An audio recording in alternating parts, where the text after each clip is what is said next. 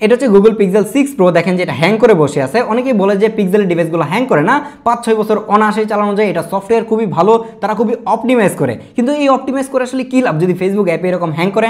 এখন অনেকেই বলবেন যে ফেসবুক অ্যাপের বাগ, যদি এই প্রবলেম হতো তাহলে এই জায়গায় এই পর্যন্ত আটকে থাকতো এবং এই জায়গায় কিন্তু রিসেন্ট বক্সে আমরা যেতে পারতাম, অথবা নোটিফিকেশন প্যানেল, কন্ট্রোল প্যানেল যাই বলেন না কেন সেগুলো ঠিকঠাকভাবে কাজ করার কথা। বাট কোনো অবস্থাতেই কোনো কাজ করতেছে না এবং দেখা যায় যে এই 6 প্রোটা এভাবে মরে আছে।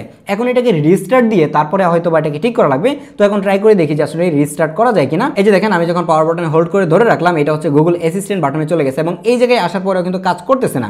এবং যদি আমি এটাকে আবারও পাওয়ার বাটনে চাপ দিয়ে ধরে রাখি, দেখি যে এটাকে রিস্টার্ট করা যায় কিনা। এই যে দেখেন যে রিস্টার্টের অপশনেও কিন্তু কাজ করতেছে না। তার মানে হচ্ছে এটার ফোনের চার্জ যতক্ষণ পর্যন্ত থাকবে ততক্ষণ এই ডিভাইসটা আর কাজ করা যাবে না। তো পিক্সেল 6 প্রো কিনে এই ধরনের প্রবলেমে যারা পড়েছেন কিংবা কারো কাছে এরকম হয়েছে কিনা একটু চাইলে কমেন্ট করতে পারেন। আমি তো এটা রিভিউ করতে গিয়ে মোটামুটি ভালোই প্যারা খাচ্ছি। দেখেন যে কোনো অবস্থাতে এটাকে এখন বন্ধও করতে পারতেছি না।